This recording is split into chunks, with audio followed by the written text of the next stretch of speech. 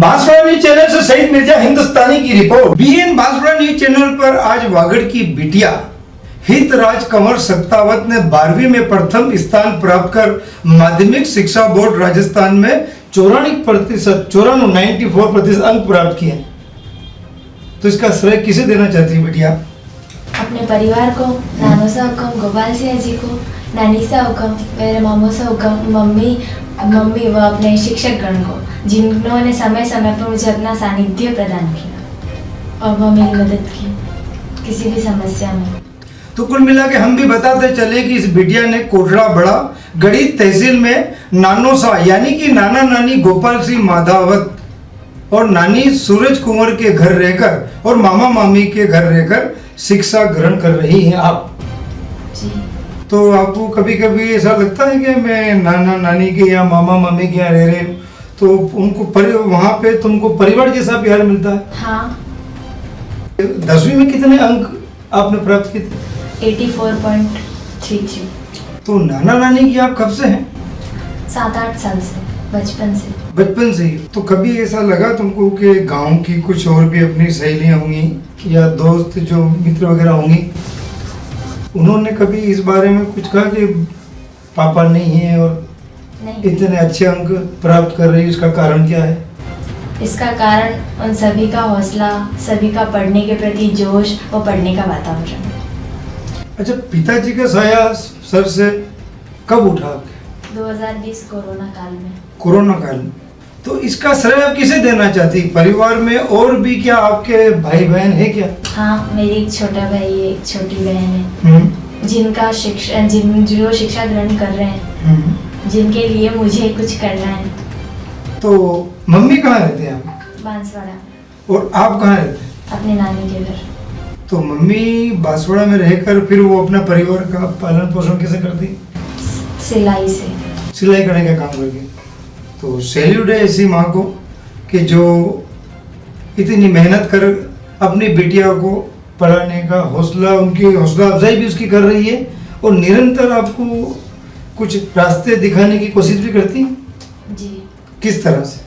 अपना मार्गदर्शन देकर, दोस्त की तरह व्यवहार करके, मेरी बातों को समझकर।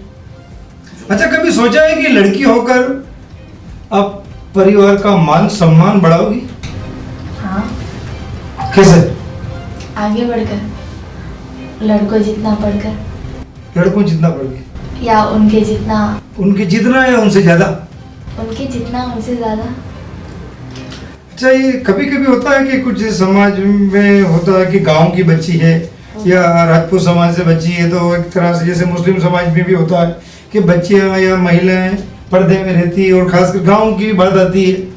तो कभी ऐसा लगा तुमको कि मैं गांव की बच्ची हूँ और राजपूत समाज से हूँ तो लोग क्या कहेंगे या रिश्तेदार क्या कहेंगे कि बिटिया पढ़ाई कर रही है?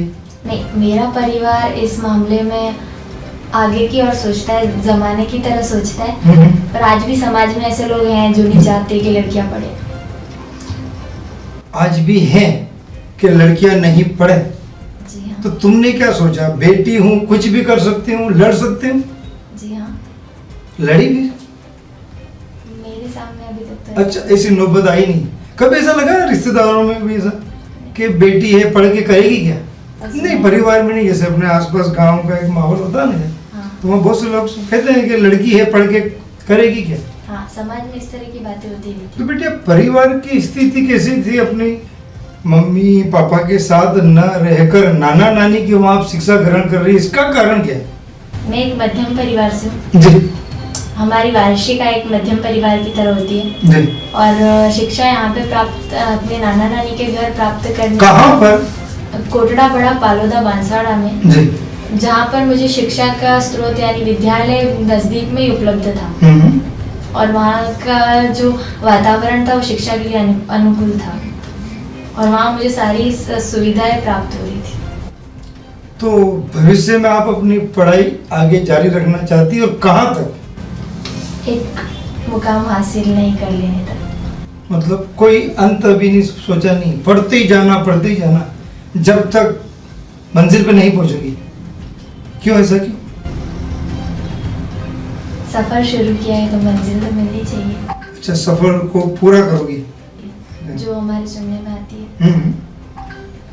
तो अपने बारे में कुछ बताइए कि आप कि यहाँ इस मुकाम तक पहुँची हैं तो कितने घंटे पढ़ाई करती हैं और कितना समय आप मोबाइल में देती हैं, कितना समय आप अपने नाना नानी के पास रहती हैं, इस बारे में थोड़ा बताइए हमारे दर्शकों को। मेरा दिन का शेड्यूल होता था, हम्म, जैसे सुबह उठ के 2 घंटे पढ़ना, 4 से 6। सुबह 4 बजे हाँ, उठ जाती। रोजाना? हाँ, उठ जाती। तो दुनिया गहरी नींद में सोती है? नहीं, 4 बजे में उठ जाती। फिर 4 से 6 में 6 बजे फिर से सो जाती। सुबह 6 बजे वापस 2 घंटे पढ़ाई करें? हाँ, 2 घंटे पढ़ेगी। अच्छा, फिर 7 बजे उठ के कुछ काम हो तो काम करके 10 बजे विद्यालय जाना, 4 बजे घर पे आना। कौन सा विद्यालय आप जाती कोटड़ा में? राजकीय आदर्श उच्च माध्यमिक विद्यालय कोटड़ा बड़ा। तो वहाँ पे कोई ऐसे शिक्षक या शिक्षिका है जिन्होंने आपको कोऑपरेट किया हो? हाँ, कौन है? मेरे जिन्होंने मुझे संस्कृत पढ़ाई है वो दुलजी सर है। हम्म। उनके अलावा रमेश जी सर है, मनमोहन जी सर है और कुणाल जी सर है, हिमांशु जी सर है। इन सभी शिक्षकों के सानिध्य में मैंने अच्छे अंक प्राप्त किए। इनके अलावा एक कुलदीप जी सर हैं जिन्होंने मुझे राजनीतिक विज्ञान में अपना सानिध्य दिया। अच्छा, आपकी सहेलियों में ऐसी कौन सी सहेली है जिसको आपको ऐसा लगा हो कि वो आपके बहुत करीब है? रोशनी और तमन्ना। क्या कहती है वो आपको? हमेशा पढ़ने के लिए जिज्ञासु रहती है। अच्छा, अभी उनको जब पता लगा कि तुमने इतने अच्छे अंक प्राप्त किए तो सबसे पहले बधाई किसने दी तुमको? तमन्ना ने। तमन्ना ने? वो कौन? और उसके अलावा एक सलोनी भी है। तमन्ना मेरी बेस्ट फ्रेंड है। बेस्ट फ्रेंड तमन्ना। अच्छा, अपनी मम्मी के बारे में कुछ बताना चाहती?